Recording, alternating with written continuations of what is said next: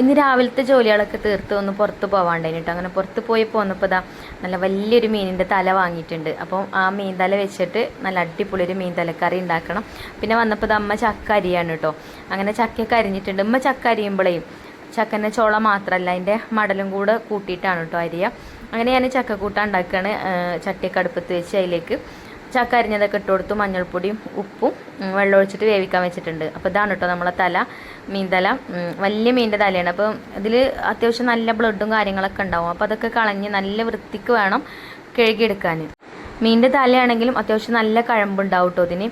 അതേപോലെ തന്നെ അതിൻ്റെ ഇടയിലൊക്കെ ബ്ലഡ് കട്ട പിടിച്ചിട്ടുണ്ടാവും. അപ്പോൾ അതൊക്കെ നമ്മൾ നല്ല വൃത്തിക്ക് തന്നെ ക്ലീൻ ചെയ്തെടുക്കണം, അല്ലെങ്കിൽ ആ ബ്ലഡിൻ്റെ ചൊവയും കാര്യങ്ങളൊക്കെ കറിക്ക് വരും കേട്ടോ. അപ്പോൾ അതൊക്കെ പ്രത്യേകം ശ്രദ്ധിച്ചിട്ട് വേണം ചെയ്യാൻ. അങ്ങനെ ഇതാ മീൻതലയൊക്കെ ഞാൻ നല്ല അടിപൊളിയായിട്ട് തന്നെ കഴുകി വെച്ചിട്ടുണ്ട്.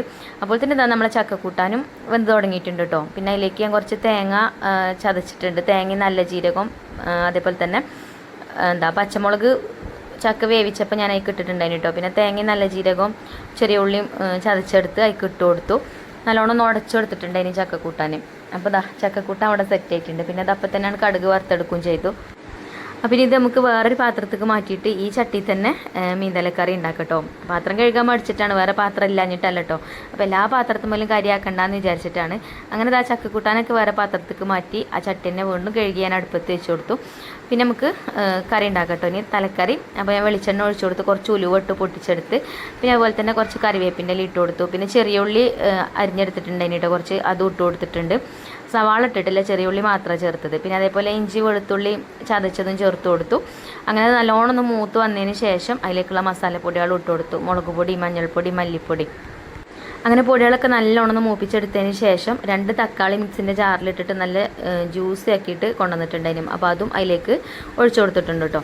എന്നിട്ട് നല്ലോണം മിക്സാക്കി കൊടുത്തു.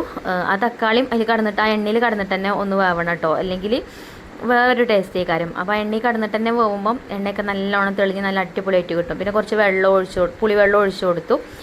കുടംപുളി വേണമെങ്കിൽ കുടംപുളി ചേർക്കട്ടോ. ഞാൻ വളംപുളി പിഴിഞ്ഞ വെള്ളമാണ് ഒഴിച്ചു കൊടുത്തിട്ടുണ്ടായിരുന്നത്. പിന്നെ അതൊന്ന് അടച്ച് വെച്ച് ഒന്ന് തിളപ്പിച്ചെടുത്തു. ഉപ്പ് ഇട്ട് കൊടുത്തിട്ടുണ്ടേന്.